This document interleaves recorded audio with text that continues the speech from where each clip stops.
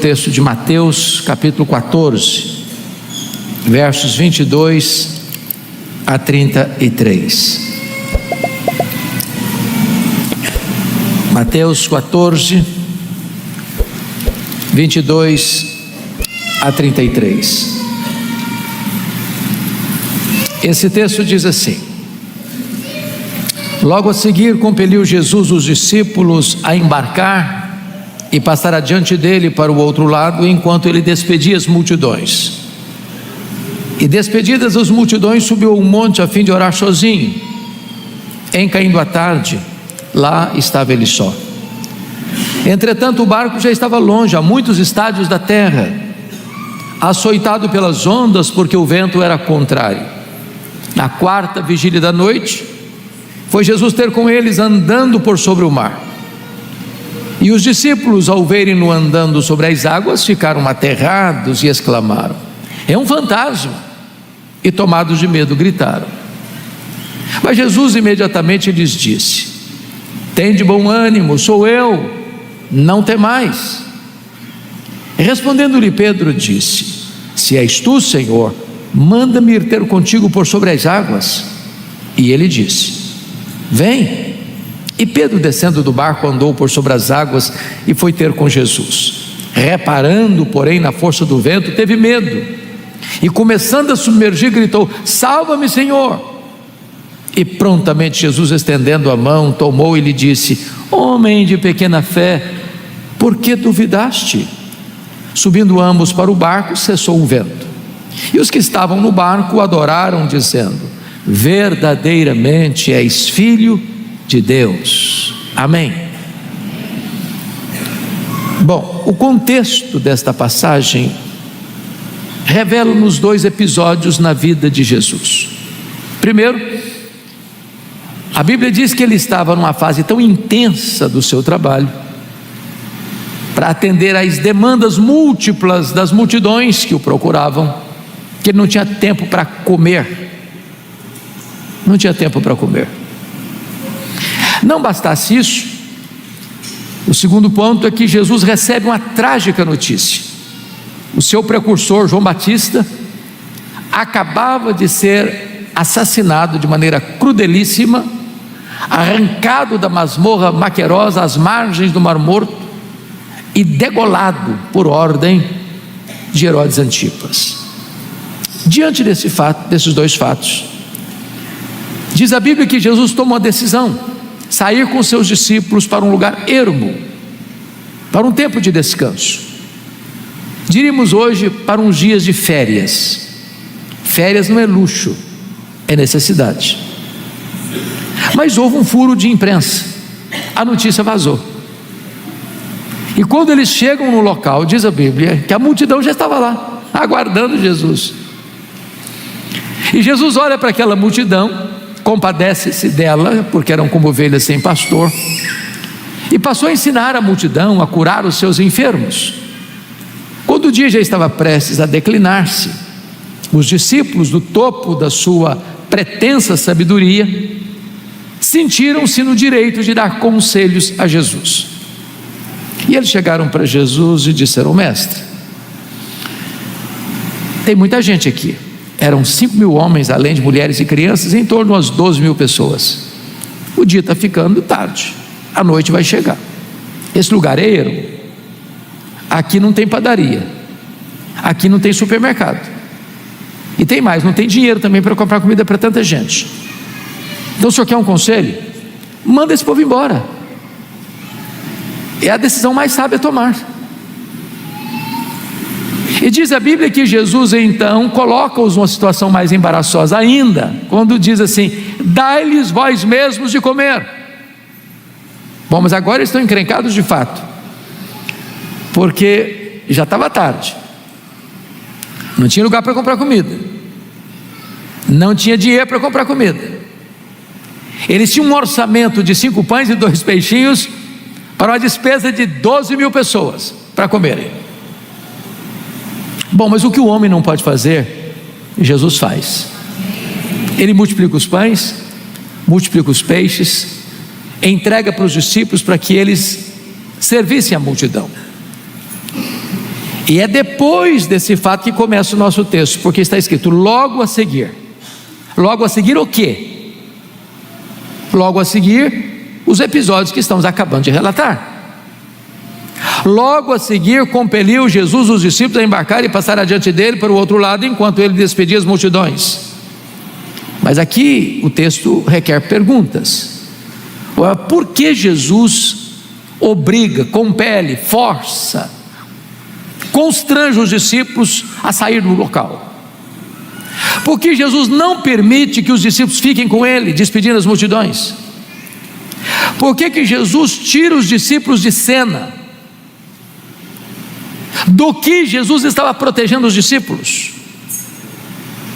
Mateus não responde essa pergunta,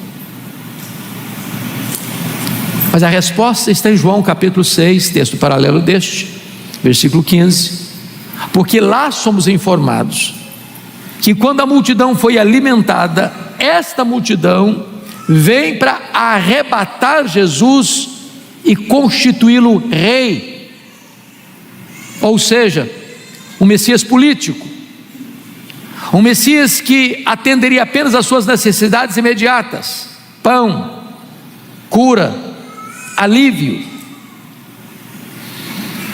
E Jesus não queria que os seus discípulos fossem expostos a essa agenda perigosa, tentadora, de olharem para ele apenas como um operador de milagres.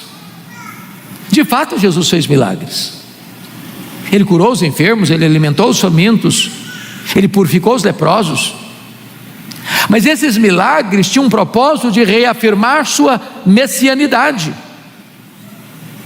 Mas a razão precípua da vinda de Jesus ao mundo foi para morrer pelos nossos pecados e ressuscitar para a nossa justificação.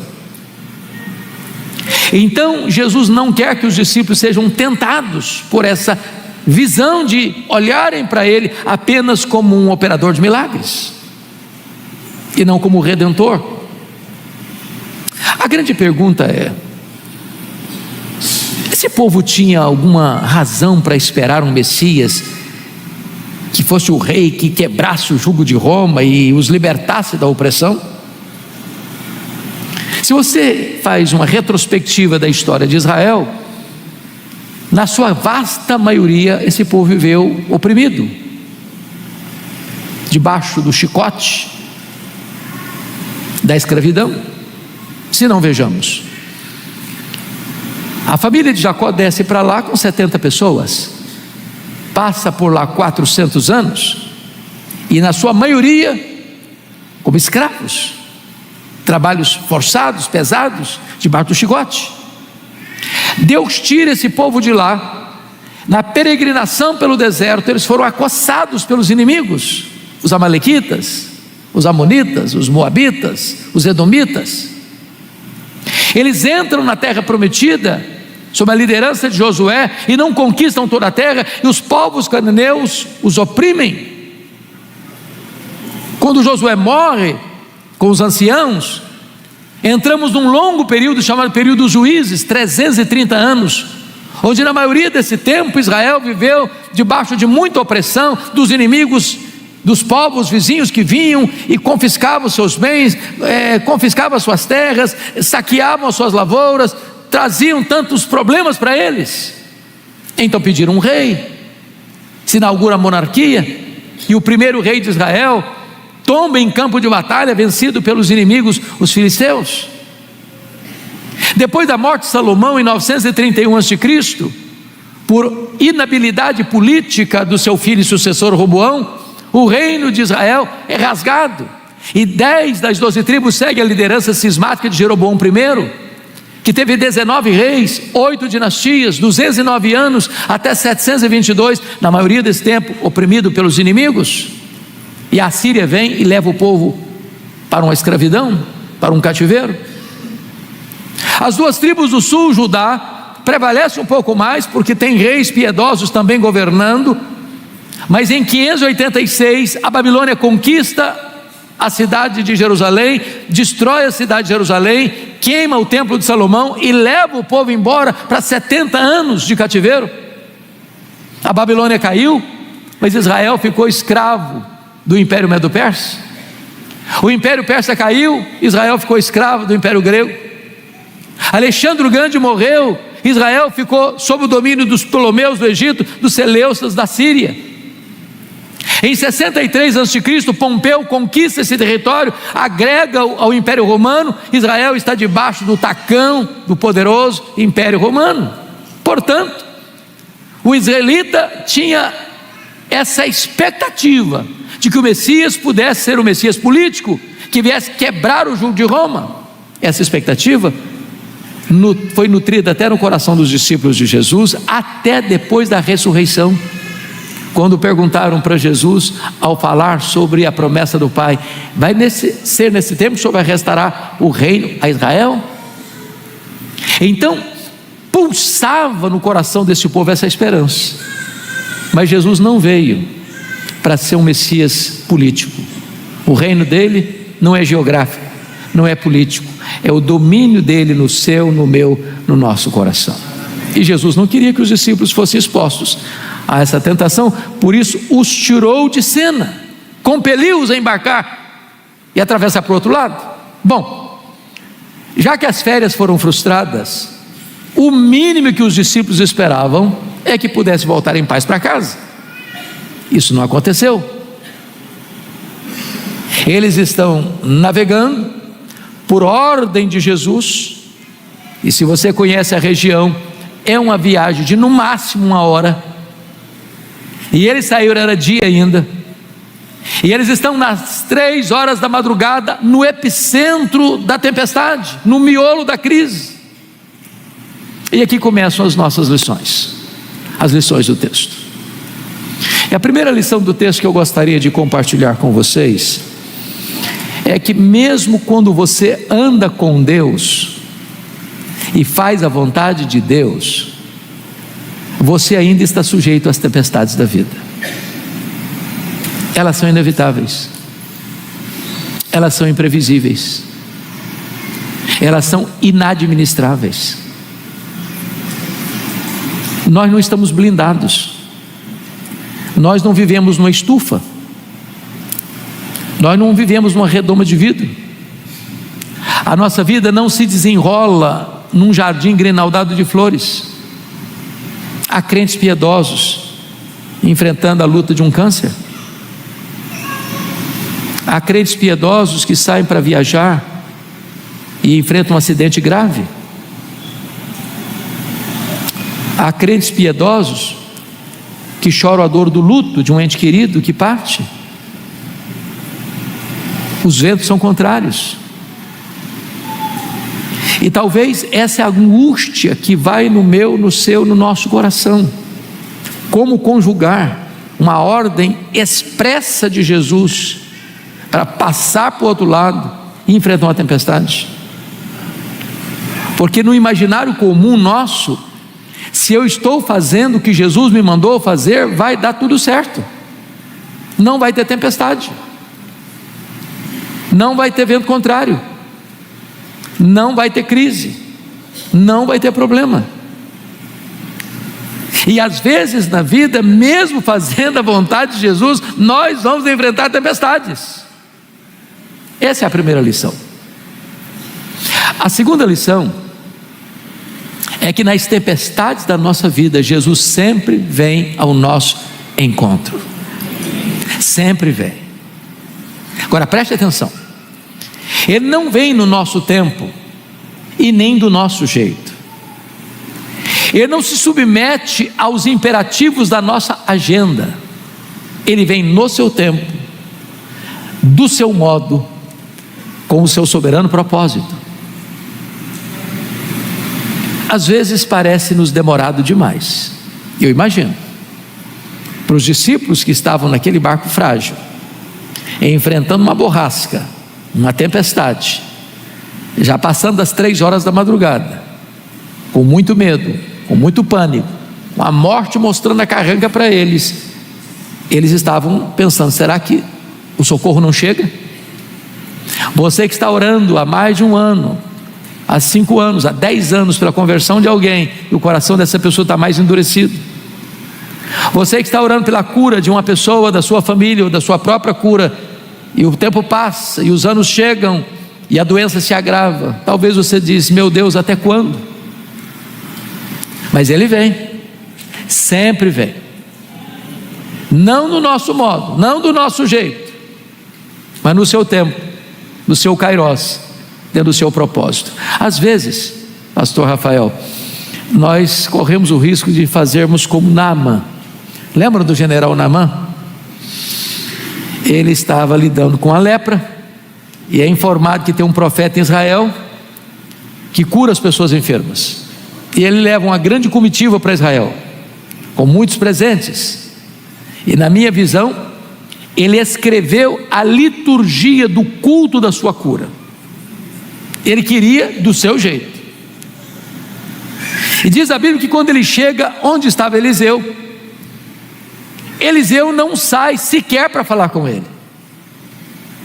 Lá de dentro de casa, Eliseu dá um recado: fala com o general aí, para ir lá no Jordão e mergulhar 7 vezes. Ele ficou muito irritado, falou: não, eu esperava que o senhor viesse, pusesse as mãos, ou seja, já escrevi a liturgia do culto da minha cura, eu quero do meu jeito, eu quero da minha forma, eu quero no meu tempo. Eu quero dizer para você que Ele vem, sempre vem, mas no tempo dEle, da forma dEle, age dentro da soberania dEle, e não da nossa vontade. Terceira lição: Ele vem, sempre vem, ainda que na 4ª vigília da noite. O israelita dividia a noite em 4 vigílias, das 6 da tarde às 9 da noite a primeira, das 9 da noite à meia-noite a segunda, da meia-noite às 3 da madrugada a terceira, das 3 da madrugada às 6 da manhã a 4ª vigília. A grande pergunta é: por que Jesus vem na 4ª vigília da noite? Por que às vezes Ele não nos socorre na hora que a gente está mais querendo ou mais precisando? Numa palavra bem brasileira, Ele vem no último furo da correia, na última volta do ponteiro, quando você diz: agora não tem mais jeito, agora eu já joguei a toalha, agora não acredito mais, agora é tarde demais, agora é impossível uma solução. Quantas vezes nós já jogamos a toalha?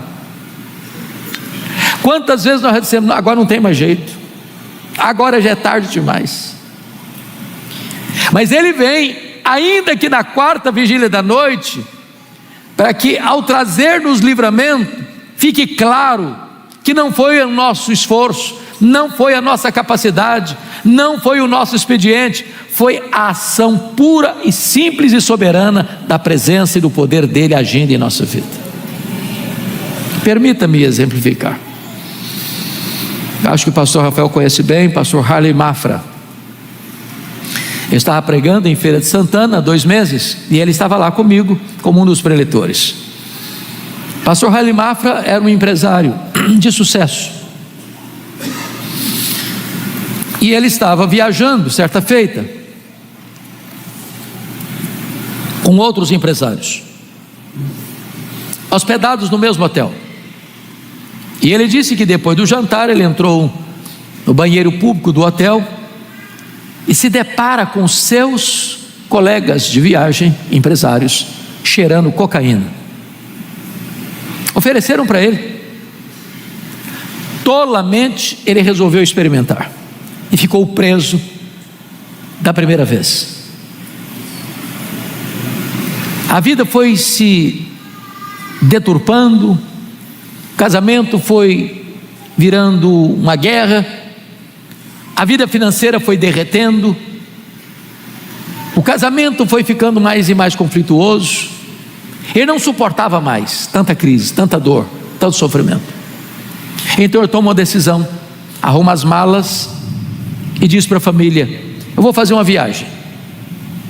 E a viagem que Harley Mafra fez foi para dentro das ruas de São Paulo, para viver como mendigo, debaixo de viadutos e pontes e marquises, completamente arruinado pela cocaína e pelo crack. 7 anos. 7 anos. O lugar que ele mais gostava de ficar era debaixo da marquise da primeira igreja batista de São Paulo.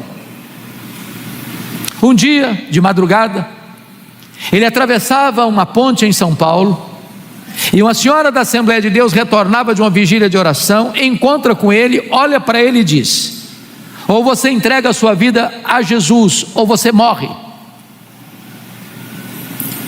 A família que nunca tinha desistido dele, e uma filha que nunca cansou de procurá-lo pelas noites e madrugadas de São Paulo.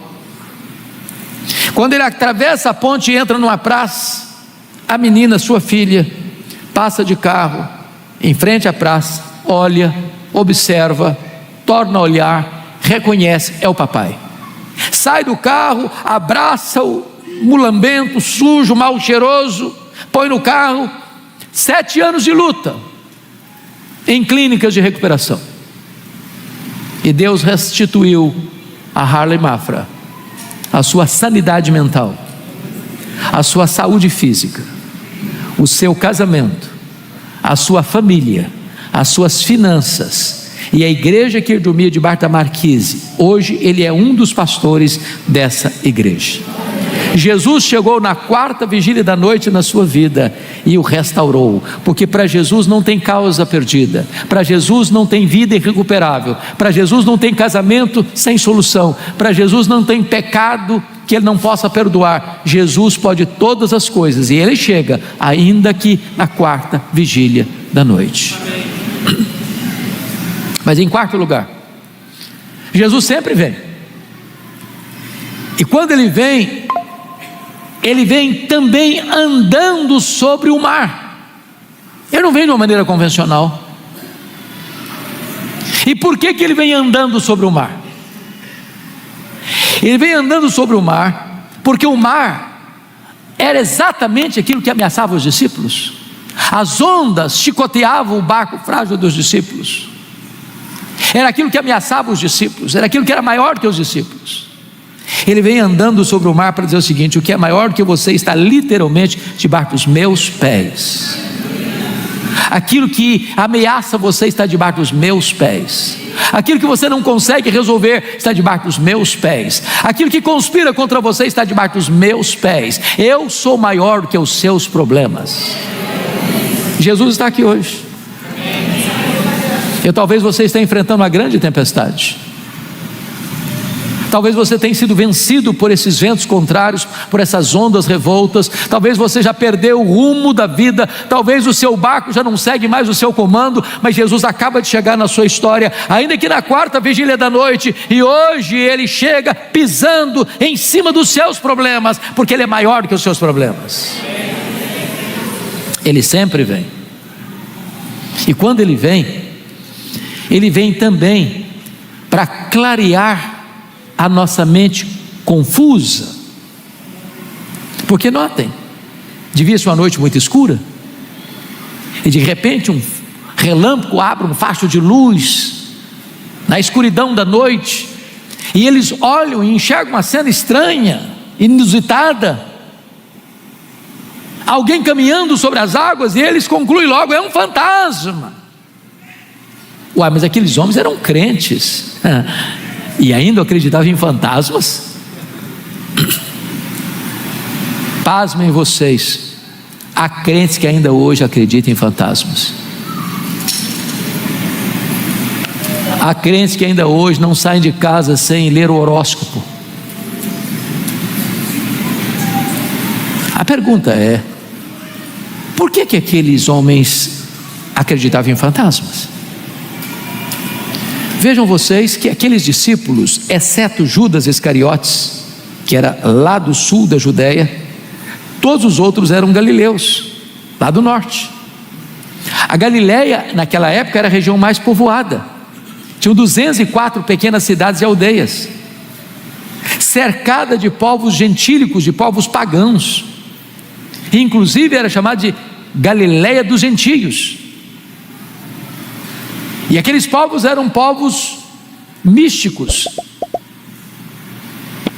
acreditavam em tantas crendices.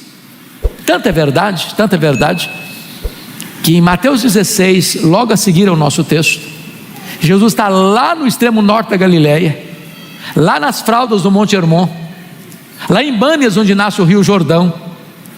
E Jesus ali faz uma enquete com os seus discípulos, perguntando assim: quem dizem os homens ser o Filho do Homem? E eles responderam: Senhor, uns dizem que tu és João Batista, outros dizem que tu és Elias, outros dizem que tu és Jeremias, outros dizem que tu és alguns dos profetas. Mas para um pouquinho. O João Batista já está morto, o Elias não morreu, mas foi arrebatado aos céus, o Jeremias já está morto, os outros profetas de Deus também já estão mortos. Ué, mas como dizer que Jesus, que está aqui vivo, foi alguma daquelas pessoas que já morreram? Que negócio é esse? É que já naquela época se acreditava no que se chama de metempsicose, de transmigração das almas, mais conhecido por nós de reencarnação. Então eles estavam influenciados ainda por essa cultura sincrética, por esse misticismo tosco. Agora preste atenção nisso: quando a teologia está errada, ela produz tormento, desassossego, confusão, perturbação. O que traz paz e o que liberta é a verdade. Conhecereis a verdade, e a verdade vos libertará. Jesus vem para dissipar as trevas da mente, para clarear o coração, para trazer a verdade num mar de confusão. Ele sempre vem. Mas ainda, o Senhor Jesus vem para acalmar o coração, porque Ele disse para os discípulos assim: tende bom ânimo, sou eu, não temais. É curioso que há dois relatos de tempestades nos evangelhos. O primeiro deles em Marcos 4, 35 a 41, e o segundo, esse aqui que estamos considerando. Lá no primeiro relato, primeiro Jesus acalma a tempestade para depois acalmar os discípulos. Aqui, Jesus primeiro acalma os discípulos para depois acalmar a tempestade. A pergunta é: por que Jesus mudou de metodologia? É porque Jesus sabe que às vezes o nosso problema mais terrível está fora de nós, e Ele sabe que às vezes o nosso terrível problema está dentro de nós. Tem hora que a tempestade mais perigosa não está lá fora, está aqui dentro. E Jesus está aqui nesta noite, e Ele conhece a sua tempestade fora, e Ele conhece a sua tempestade dentro. Ele conhece as circunstâncias, Ele conhece os sentimentos, e Ele está aqui hoje para acalmar o seu coração. A tempestade fora e a tempestade dentro, oferecendo-nos o mais completo e eficaz remédio para lidar com o nosso medo. Porque você não lida com medo vitoriosamente, nem com a sua força física, nem com o seu vigor intelectual, nem com o seu poder econômico, nem com a sua influência política ou social. O único antídoto que pode trazer segurança para você na hora do pânico e do medo é a consciência de que Jesus está presente com você. Ainda que eu ande pelo vale da sombra da morte, não temerei mal nenhum, porque tu estás comigo. Ele sempre vem, mas Ele vem também para levantar o caído, para tirar do buraco da morte aquele que está naufragando. E eu fico impressionado com Pedro, porque alguém censura Pedro, e não deveríamos censurar não, porque de todos aqueles que estavam no barco, o único que teve coragem e fé para dizer para Jesus: se és tu, Senhor, manda-me ir ter contigo por sobre as águas. E Jesus respondeu: pode vir, Pedrão, pode vir. E o Pedro pula naquelas ondas revoltas, naquele mar agitado. E que experiência incrível! De repente aquela massa líquida debaixo dos seus pés vira terra firme, e ele caminha sobranceiro, firme, resoluto, olhando para Jesus, quando de repente, reparando na força do vento, teve medo e começou a afundar. Não censure Pedro, não. Pedro está aqui nesta noite. Ele não está entre nós, não. Ele mora debaixo da nossa pele. O coração dele bate em nosso peito. O sangue dele corre em nossas veias. Nós somos Pedro. Admitamos. Quantas vezes, nas horas mais escuras da nossa vida, nós já não tiramos os olhos de Jesus. Senhor, eu não vou aguentar. Senhor, eu não vou conseguir. Senhor, eu estou afundando. Senhor, eu vou jogar a toalha. Não dá mais. Permita-me dizer isso: os seus problemas sempre serão maiores do que você. Se você tirar os olhos de Jesus, você afunda. Você não está de pé porque você é forte. Não é dos fortes a vitória, nem dos que correm melhor, mas dos que esperam no Senhor. Não tire os seus olhos de Jesus. Mas o que me encanta em Pedro novamente é que ele não tenta resolver o problema por si mesmo. Ele gritou de imediato: salva-me, Senhor. E agora Jesus não diz para ele: meu filho, amanhã, na quarta vigília da noite, eu venho aqui te socorrer. Tem hora que o socorro tem que ser na hora. Prontamente Jesus estendeu a mão, o tirou das gargantas da morte, deu-lhe uma tapinha de luva com muita sensibilidade. Homem de pequena fé, por que duvidaste? O problema não era a fúria do mar, era a dúvida. O problema não era o vento, era a incredulidade. Jesus disse: se creres, verás a glória de Deus. Bom, o texto diz que subindo ambos para o barco, cessou o vento. E Jesus acalma o coração e ele acalma a circunstância. Eu não sei que tipo de tempestade você está lidando hoje, mas eu sei que Jesus pode estancar as suas lágrimas, pôr um ponto final na sua dor, interromper a sua tempestade e trazer um tempo de bonança para a sua vida. Amém. Mateus, mais uma vez, não nos dá essa informação, mas João 6:21 nos diz que quando eles entraram no barco, eles chegaram ao seu destino. E o destino que você e eu vamos chegar não é um cais, não é um porto. A vida é comparada a uma viagem, e John Bunyan grafou isso muito bem no livro Peregrino. Aqui enfrentamos, nessa jornada da terra ao céu, desertos tórridos, mares revoltos, pântanos lodacentos, pinguelas estreitas, muitos inimigos nos espreitando, mas nós chegaremos ao nosso destino. Salmo 84 diz que nós vamos indo de força em força, e cada um comparecerá diante de Deus em Sião.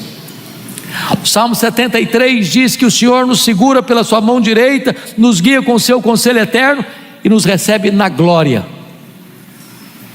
Apocalipse capítulo 9 diz que quando foi aberto a tampa do poço, do abismo, saiu de lá enxames de gafanhotos, a ponto de escurecer o sol, e não eram gafanhotos, eram demônios, com cabeça de cavalo, com cara de homem, com cabelo de mulher, com dente de leão, com couraça de ferro, aferroando os homens com tamanha dor, como de escorpião. Agora notem, o que significa isso? São símbolos. Cabeça de cavalo, que o cavalo era a maior máquina de guerra da época. Cara de homem significa inteligência. Cabelo de mulher, referindo-se aos cultos pagãos, as mulheres soltavam os cabelos e dançavam alucinadamente em rituais sensuais, sensualidade. Dente de leão, destruição. Couraça de ferro, esses seres malignos não podem ser vencidos com armas convencionais. Atormentar como escorpião é que esses inimigos, os demônios, vêm infligir nos homens uma dor terrível, às vezes nem física, às vezes emocional, às vezes moral, às vezes espiritual. Agora preste atenção: esses malignos, esses seres malignos saem para atormentar os homens, exceto aqueles que têm o selo de Deus sobre a sua vida. No dia que você creu no Senhor Jesus, você foi selado com o Espírito Santo da promessa, e os demônios não têm autorização para atormentar a sua vida. Você está debaixo do sangue do Cordeiro, você não pode ser atacado por eles. Louvado seja Deus.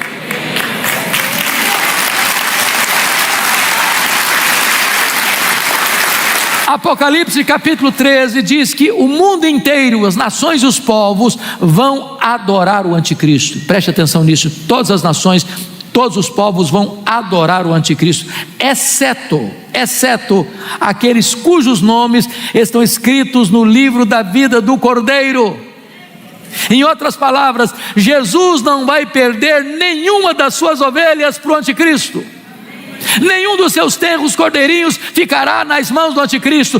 Todos aqueles que creram em Jesus, todos aqueles que foram lavados no sangue do Cordeiro, todos aqueles que estão protegidos pelo Senhor, cujo nome estão escritos no livro da vida, todos eles estarão salvos e seguros nos braços do divino pastor, e dos braços do divino pastor ninguém pode arrebatar você. Nós todos chegaremos ao nosso destino, e a nossa pátria, como cantamos aqui, é o céu. O nosso lar é o céu, e é para lá que estamos indo.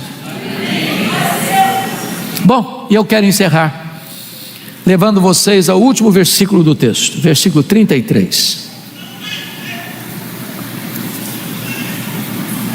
E esse texto, pastor Rafael, enseja-nos talvez a pergunta mais recorrente da teologia e da filosofia. E a pergunta é esta: se Deus nos ama, por que sofremos?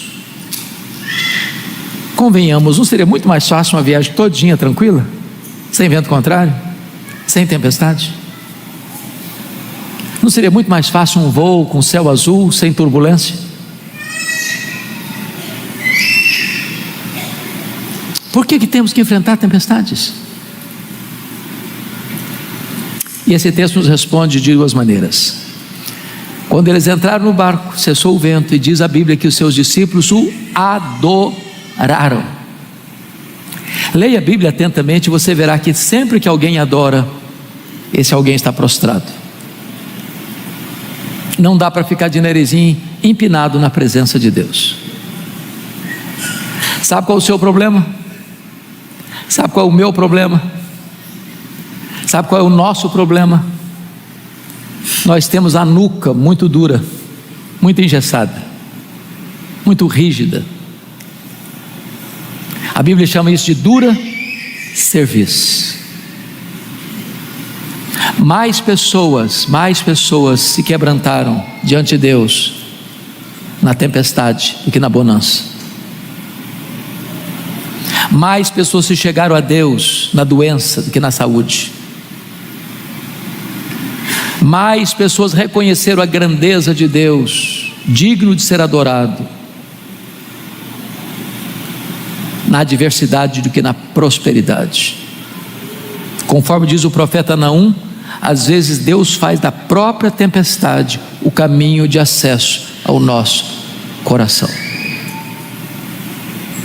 Então as tempestades são pedagógicas. Elas não vêm para nos destruir, elas vêm para tonificar as musculaturas da nossa alma. Elas não vêm para nos reprovar, elas vêm para nos provar e nos aprovar. Elas vêm para que você reconheça Deus como o único Deus vivo e verdadeiro, para você se prostrar e adorá-lo. Mas em segundo lugar, sabe por que Deus permite tempestade? O texto termina dizendo que os discípulos disseram assim: verdadeiramente és filho de Deus. Ora, mas aqueles discípulos já sabiam disso. Eles já sabiam disso. Eles já tinham visto tantas vezes Jesus fazer milagres na vida de tanta gente. Eles viram Jesus curar os coxos, eles viram Jesus dar vista aos cegos, eles viram Jesus dar voz aos mudos, eles viram Jesus dar audição aos surdos, eles viram Jesus purificando os leprosos. Jesus fez milagres provando a sua divindade. Mas agora Jesus fez na vida deles, na vida deles, na vida deles. E eles dizem: verdadeiramente és filho de Deus. Qual o propósito aqui? O propósito é que Deus não quer que você tenha uma fé de segunda mão. Deus quer que você tenha a sua própria experiência com Ele. Permita-me ilustrar e eu encerro. Às vezes nós somos como Jacó. Vocês lembram do Jacó? Traiu o irmão, enganou o pai, teve que fugir de casa às pressas, porque o irmão tinha o jurado de morte. E às vezes ele fica pensando que o Jacó era um adolescente inconsequente, que vivia na barra da saia da mãe. Mas sabe quantos anos tinha Jacó quando saiu de casa? 77 anos, solteirão. Há esperança para você, viu, jovem? Fica calmo. 77 anos.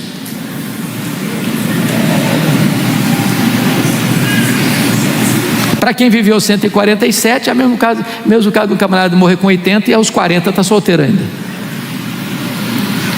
Bom, Deus apareceu para ele em Betel, logo que ele saiu de casa.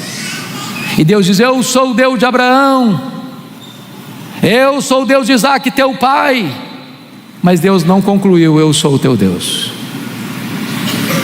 O Jacó só conhecia o Deus do seu avô e o Deus do seu pai, mas Deus não era o Deus da sua vida ainda. Passaram-se 20 anos. Ele foi para Padan-Aram, constituiu família. Agora, aos 97 anos, ele retorna de lá, vai passar o val do Jaboque e Deus entra em luta com ele. Ele mede força com força, poder com poder, destreza com destreza. Ele não quer ceder. Então sabe o que acontece? Deus o fere e o deixa aleijado, para não perdê-lo para sempre. E agora o Jacó se agarra ao Senhor e diz: eu não te deixarei se tu não me abençoares. Que bênção você está falando? Dinheiro? Não, eu já tenho, ele é rico. Que bênção você está querendo? Família? Não, eu já tenho uma família numerosa. Que bênção você está precisando? É de uma nova vida, é de uma experiência real e pessoal com Deus. E ali a Bíblia diz que ele viu a Deus face a face e a sua vida foi salva. E a partir de Jaboque, Deus se revela para o mundo como Deus de Abraão, como Deus de Isaac, como Deus de Jacó. Agora Jacó não crê apenas no Deus do seu avô e de seu pai, agora ele tem a sua própria experiência com Deus. Talvez você está aqui hoje, você foi criado na igreja, você conhece o Evangelho desde a infância. Talvez você, como Jacó, conhece apenas o Deus do seu avô, o Deus do seu pai, mas hoje Deus quer que você tenha a sua própria experiência com Ele, para você dizer: verdadeiramente tu és o Filho de Deus.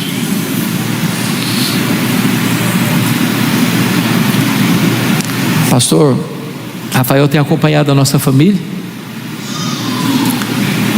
e nós temos vivido dias difíceis, já há 90 dias, com o nosso netinho, que nasceu com precocidade extrema, já passou por 3 cirurgias de grande peso,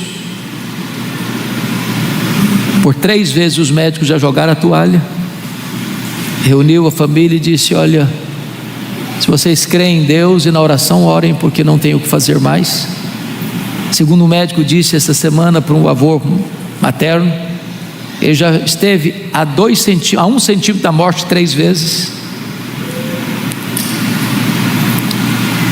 Passamos às vezes madrugadas em lágrimas, problemas insolúveis, mas ontem saiu do CTI e foi para o quarto, e nós estamos cheios de esperança de que Deus vai nos devolver essa criança.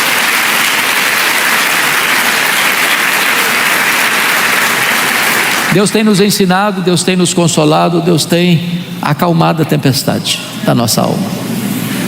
Eu não sei se você está enfrentando alguma tempestade, ou se só eu que estou enfrentando isso, mas se você está lidando com alguma tempestade e quer colocar a sua vida na presença deste Deus, desse Jesus que acalma o coração e acalma a circunstância, eu quero orar por você. Com a permissão do meu pastor, se você tiver liberdade, levante o seu lugar, vem aqui à frente, nós vamos orar juntos. Pode vir, nós vamos orar.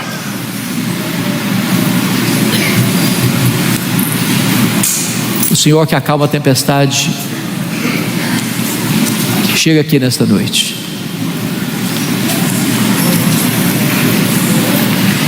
E Ele pode acalmar não apenas o nosso coração, Ele pode acalmar as nossas circunstâncias. Eu não sei que tipo de tempestade, Ele sabe, você sabe, e Ele pode fazer o que você e eu não podemos fazer.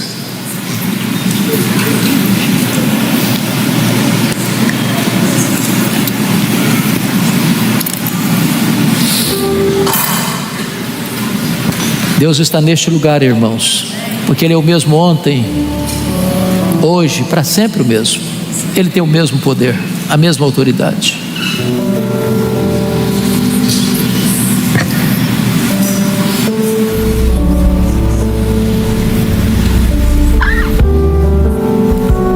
Apresente a Ele a sua causa. Talvez você tenha um diagnóstico difícil, mas Jesus pode reverter isso. Talvez você está numa luta no seu casamento e Jesus pode restaurar isso. Talvez você lida com angústia na alma, um problema que se arrasta há anos. Já é a 4ª vigília da noite na sua história e Jesus pode acabar de chegar na sua história. Ah, Senhor, nós estamos na Tua presença e nós cremos que não existe acaso, existe propósito. Se estamos lidando com a tempestade é porque Tu tens um propósito. E o que nós te pedimos, Deus, é que Tu venhas nesta noite acalmar o nosso coração, acalmar o vendaval da nossa vida, a conduzir-nos em segurança ao nosso destino, a dar-nos uma experiência mais profunda contigo. Portanto, abra os olhos do nosso coração nesta noite, toca a nossa vida nesta noite, glorifica o Teu nome aqui nesta noite. Que haja salvação nesta casa, que haja libertação nesta casa, que haja cura nesta casa. Tu és o Deus de milagres, Tu és o Deus de promessas. Manifesta o Teu poder nesta noite, neste lugar. Que o nosso coração se renda e Te adore, que os nossos lábios se abram para proclamar a Tua grandeza e a Tua majestade. Que diante das lutas, Deus, que nós não conseguimos resolver por nós mesmos, Tu chegues na nossa história, andando sobre os nossos problemas, aquietando a nossa alma, acalmando as circunstâncias, trazendo bonança para a nossa vida. Visita cada coração aqui presente, restaura a nossa sorte. É o nosso clamor e a nossa oração, no nome que é sobre todo nome, o doce nome de Jesus, o nosso Salvador. É no nome